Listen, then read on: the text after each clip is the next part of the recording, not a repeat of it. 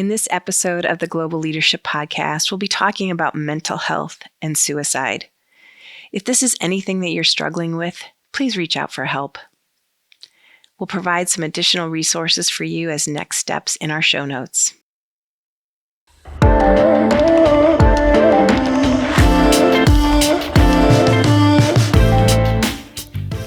You're listening to the Global Leadership Podcast, where we go behind the scenes and unpack the stories behind some of today's most effective and dynamic leaders. I'm Lori Hermann, executive producer of the Global Leadership Summit and one of your hosts. This week, our guest is Shola Richards.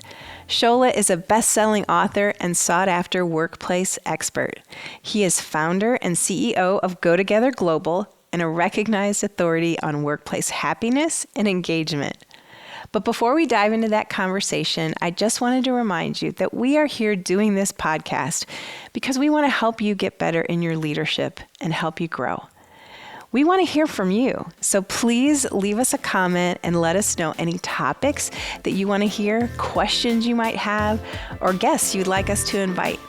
And then subscribe so you can be up to date on all that's coming your way. And now, lean in, and here's my conversation with Shola. Shola, I am so excited to be able to sit down and talk to you. Thank you for being here. Well, thanks for having me, Lori. You know how I feel about my GLS fam. I'm just really grateful for the space and the opportunity to sit down with you. Well, we love you. I loved you from the minute we started talking, getting ready for the summit a couple of years ago, and to have you back and teaching at the GNE and getting to learn from you even more is just a gift. Thank you. So glad we can sit down and have even a deper conversation. Yes. And get to know behind the scenes. You know, it's funny, Lori, because I love deep conversations. I'm never, one of my challenges sometimes are like the surface level stuff. I want to go deeper. And I feel like that's how you get to build connections. So let's go as deep as you're willing to go. All right. Yeah. Let's go. Well, I am curious because everywhere I read something about you, it's like you're a civility expert. You're a kindness guru. So my big question for you is, have you always been that? No, definitely. How did you get to that? You know, I think part of that journey for me was, as I've had some challenges, whether it's mental health challenges or bullying challenges or whatever, where the world wasn't kind to me or perceived the world not to be kind to me. And I didn't have the energy or the capacity or the interest in being kind to others because I was struggling so much myself, right? So that was a huge issue for me. I think around the time of my suicide attempt 15 plus years ago, it was such a jarring experience, literally and figuratively, that I was like, you know what? I have to start viewing the world differently. And as I'm sitting in my depression trying to drag myself out of this dark place, I was like, what is it that I really want? What I really wanted was kindness. I just want the world to be kind to me. I just felt like I belonged, right? So once I had that feeling, I was like, maybe one of the quickest ways to get that is to give more of it away, is to be someone who is willing to walk first in this place of leadership around being kind. And invariably and inevitably, what happened was once I started being kinder to others, of course, I started receiving more kindness. And then I started realizing that kindness is something that is not just something that's going to make you feel good around the workplace and around your neighborhood, but it can also make people's lives better once they realize, like, wow, like relationships get stronger, work productivity increases, political sides come to the table and have a conversation. It's the secret sauce to making the world a better place. So once I realized this from my darkest moment, I was like, shoot, I got to dive deeper into this. I got to figure out how to really make this go worldwide somehow. Yeah. Well, it sounds like that this catalytic experience, which wasn't a great catalytic experience, it sounds like it was birthed out of a lot of pain. Mm-hmm. You said 15 years ago. So I'm guessing something like that, you don't wake up one day and just go, and it's magically different. What was that journey like? Did it take a lot of time? For those of us who may feel like we're at a point in our lives where things, we want to be different, or we've maybe focused too much on negative things.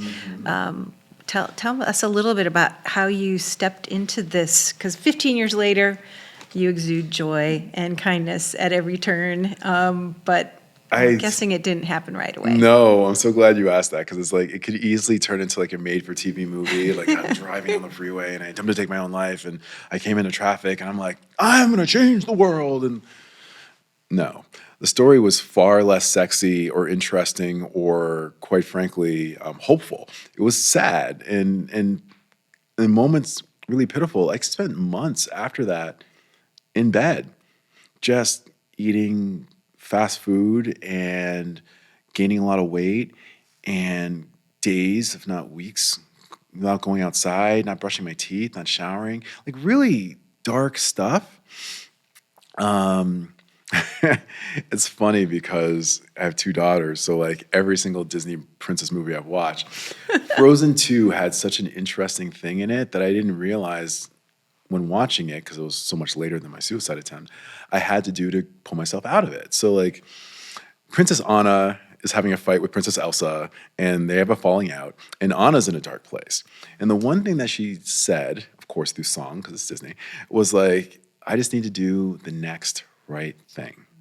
This is the most practical mental health advice I can think of. So in a moment where I was in a really dark place, I was like, all right, well, I can brush my teeth. I can do that. I can go outside and let the sun hit my skin and get some vitamin D on my skin. I can eat something besides a Whopper Junior and fries. I can find a way to do something. And the cascading effect of doing one right thing and then stacking that with another right thing is like this pulling yourself out of this deep pit of despair. Because when you're suicidal, the one issue that most people feel is an absence of hope. The idea like things will never improve. Things are not going to change. It's not going to get any better. And that's a really awful thing to think about, because where I am right now is so painful. Like I can barely get through a day, much less a week like this or a month or years like this. And there's no chance of it to change. I'm opting out. So when you're able to interrupt that with the next right thing, getting help, having a conversation, realizing, especially in this climate, that it's okay not to be okay, and you don't have to act like a tough person and act like you've got it all together, getting that help, I think is something that, and in the spirit of full disclosure, I didn't get that help soon after because I didn't share it with anyone. I didn't share my suicide attempt with anyone for 11 years after it happened. And anyone, including my girlfriend who became my wife and still is my wife and mother of my children, because this might sound strange. I didn't process what I did initially as a suicide attempt. I was like, I'm just gonna end it, and I'll drive out the freeway, and I want to make it seem like an accident, right? Because I don't want to have someone find me dead in my room somewhere. I want it to seem like an accident so I could go out and not put a burden on anyone. But then when I really processed it, I was like, this is bad. And I need to do whatever I can to make sure that this doesn't happen again. Yeah.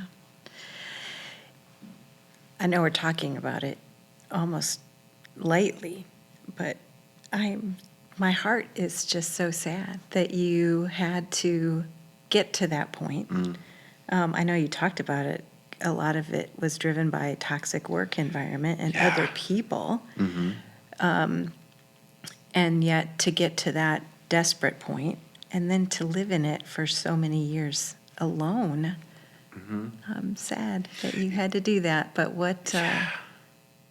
It's sad, Lori. And I think what's cool about sitting in this moment with you right now and talking about this is like, and you know this, Lori, there's someone listening to this podcast right now who's in a place that's like, I've been in this for so long and alone. And sad is a really perfect word to describe it in terms of a descriptor, because it's like, man, I don't feel like anyone hears me. I'm not seen.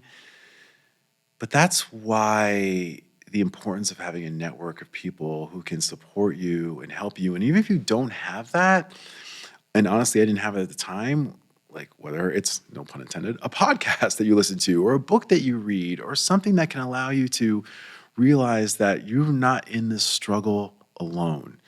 There's whatever you're going through, as much as you feel isolated, there's someone on this earth who's struggling too. And if you're able to tap into that and maybe reach out to someone, it can change everything. But yeah, it was really sad. And I think the saddest part of all of it, Lori, there's a lot of sad parts about it, but probably the saddest part, I don't know how many people feel comfortable talking about this stuff.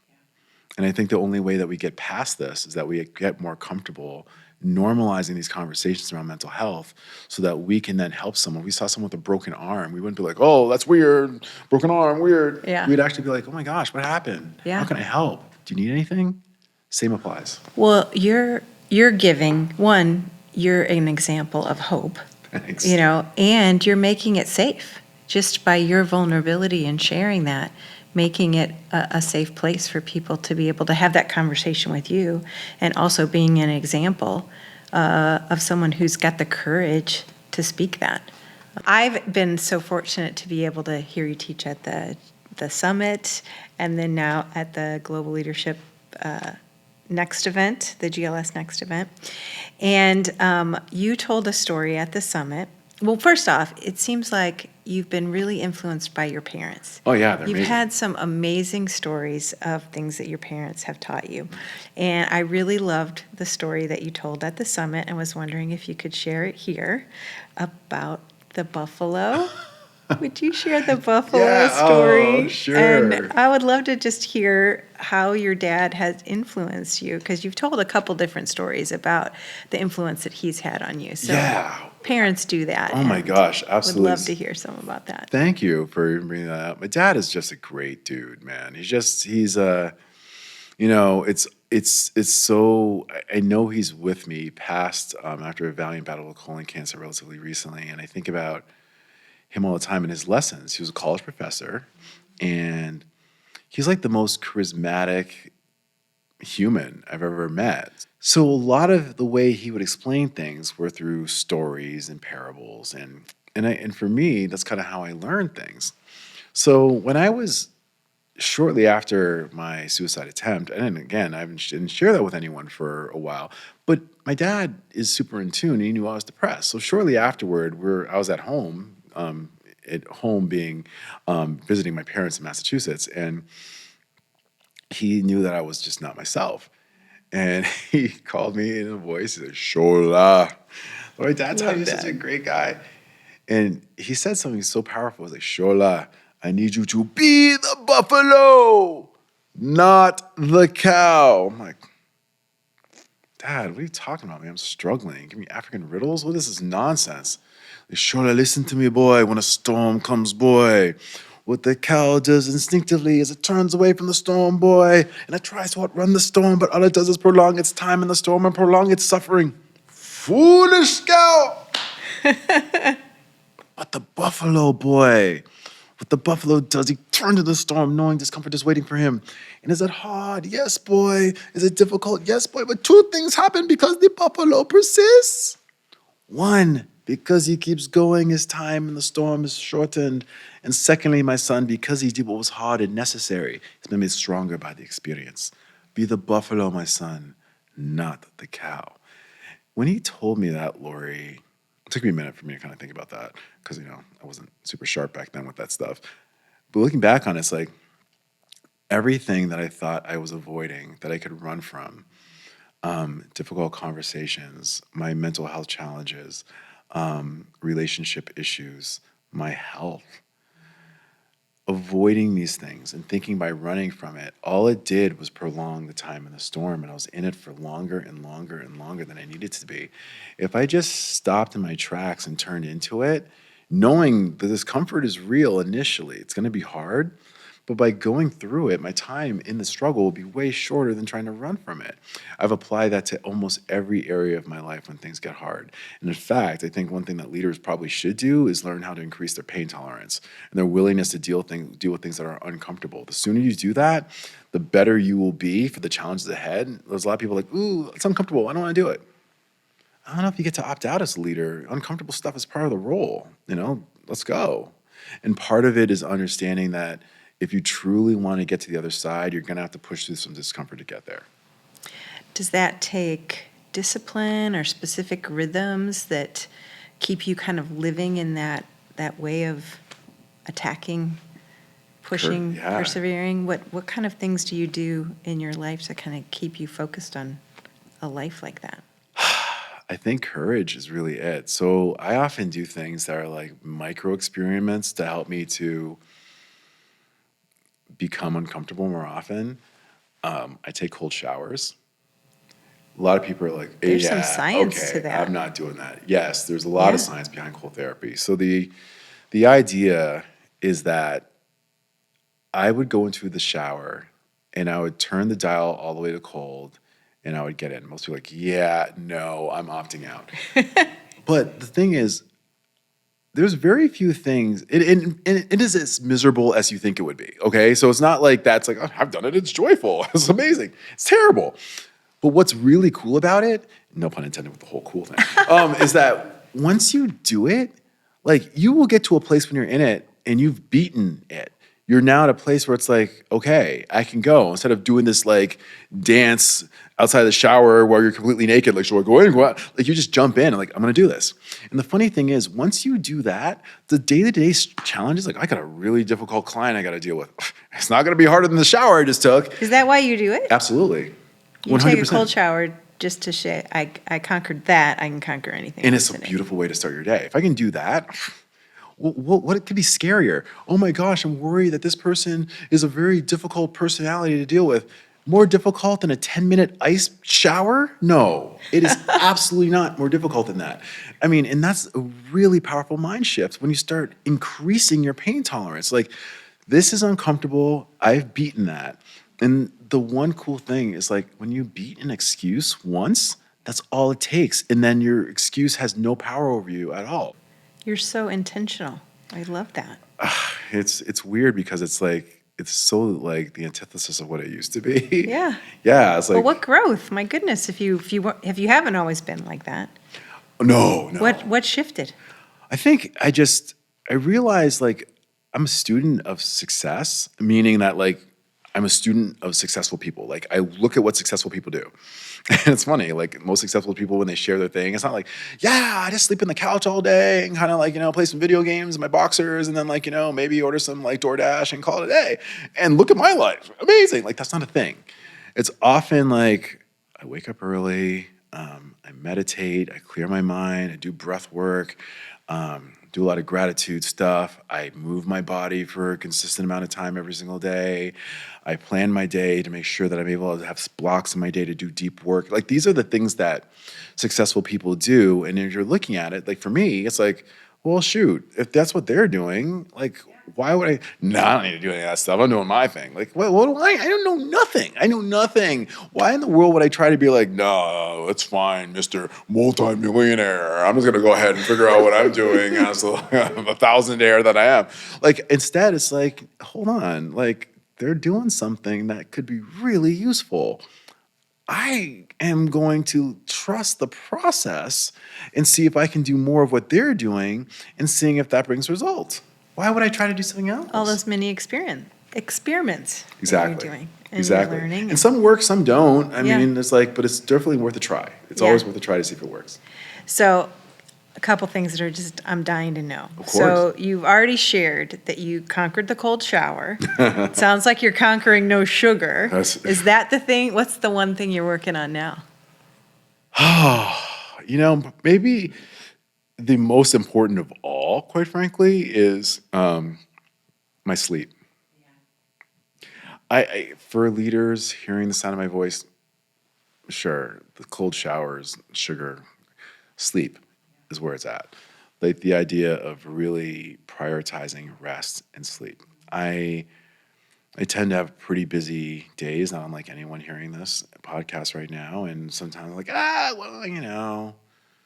I'll sleep when I get to it, whenever some time left over. I used to say, I used to actually brag about it, but now Sure, that I'm same. getting older, I'm finding it's not a good thing. It's but not. sleep when you die used to be my motto. Oh yeah, I'll sleep when I'm and dead. it's That's my mantra too. Like, I'll sleep when I'm dead. Well, you may be dead faster. Accelerating that process. So true, so true. So next time you're here, I'm sure you'll have licked the sleep thing, and then Let's hope. I mean, looking that's forward to definitely. hearing It just requires some scheduling and some intelligent thought around it, and just I got to wind myself down at the end of the day because I work so hard up until bedtime, and it's like I'm not wound down enough, so I'm staring at the ceiling, and then I wasted a good hour that I could be asleep, and so I got to really think about that process, and that's what I'm working on right now. Well, I know you're busy and you're speaking lots of places and in high demand. How do you rest? Do you have a rhythm beyond just your regular sleep, but like throughout a year or whatever? Do you have a rhythm of rest or recreation that you Yes. practice? So it's funny that I made a kind of a comparison to video games, but like one of the things that I love to do was like, I'm a reader, I read on planes, but one of the things that I find to be really fun are video games. Like it's one of those weird things where you get to go into a different world and just be someone else and play and have fun. And it's such a mental health, just wonder for me to be able to just be like, I want to take some time to just play a video game for a second. And oftentimes with games with my kids, like we're gonna play like the Nintendo Switch. We can play and have some games together, and it's really fun. And it's a nice break from reality. And that's like my reward for when my work is done, right? So it's like taking time like that, taking time to just truly rest, to like be like, and prioritize rest. So that's where I'm kind of working on right now, is to be like, all right, I'm going to stop work at a certain time. Because with the pandemic and a lot of things that have happened since then, people have this whole blurred reality around when does work start and family start, life begin, and all that type of stuff, and work end. And there's a lot of weird boundaries there that are blurred. So I have to be really clear. It's like, listen, after 7 p.m., I'm done working. I think you're going to be leaving an amazing legacy of kindness and sharing this message that you have. On a personal, closer, you obviously have a platform that you're sharing broadly. On a closer knit piece, I know you have a wife and 2 daughters. I do. What unique or special legacy do you want to leave for them? I think I do this work because I want them to live in a kinder world than the one I grew up in, and the one that I'm experiencing now. It's interesting because part of what I want to do for them is to lead by kindness. I don't want to do this like virtue signaling or things that's like, hey girls, look at how kind I am. You're paying attention to that, right? You see what I'm doing? I just helped this person. I'm being kind. And that's actually what I used to do when they were younger. Now I'm like, there's way more power in just leading by example. One of the things that I know for sure with kids and anyone raising kids, I had this opportunity when my youngest daughter was like 2 years old, and she had a tantrum in Target because, of course, and she wanted like a Dora the Explorer doll, and she's like, I want Dora, quiero Dora. Like, you're not getting a Dora doll. You have 20 of them at home. Stop, we're going home. She fell in the middle of the aisle, like, screaming. And just every parent's nightmare, right? Because everyone's looking at me and like, oh my gosh. What was so interesting in this moment, I got a life lesson that really changed my life. Some guy came out of like from between the shelves, and I swear he just came from like the heavens, and he just came down. I didn't even enter the scene. And as my daughter's on the ground, I'm sitting here like trying to like pick her up. The guy stands next to me and says, you know what, son? It doesn't matter if they're listening to you because they're always watching you. And then he just disappeared. I'm like, who is this guy? And he's right. I remember that because then from that point on, I was like, you know what? I don't necessarily need to make sure that I'm constantly hitting them with the lessons. I need to demonstrate through my actions that if I'm a kind person, then I don't need to be like, hey, look at the kind thing I just did. Keep it score over there, girls. Like, then I'm doing it for the wrong reasons. I'm just doing it. And now what's interesting and cool about this is that they are doing kind things and things that I've done. And it's like, oh my gosh, they are watching. So that's the lesson and the legacy I want them to have, is to continue this kindness work long after I'm gone. Well, Shola, you are an example and a model, not just for your girls, but for all of us. And I think it's been a gift to not only experience your teaching and with very practical ideas of how we can be kinder, be curious, fill that space between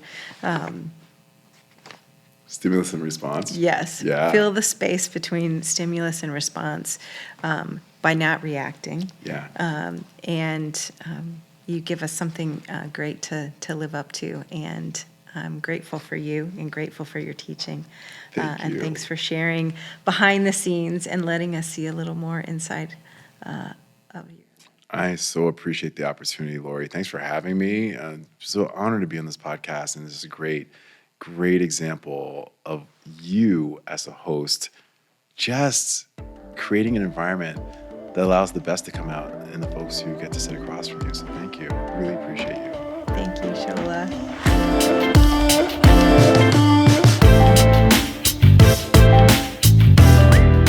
I loved the chance I had to talk to Shola. I hope you enjoyed our conversation as much as I did. I am always so grateful just for the opportunity to be with him, because he just exudes happiness and joy and positivity and energy. He's just an inspiration to me.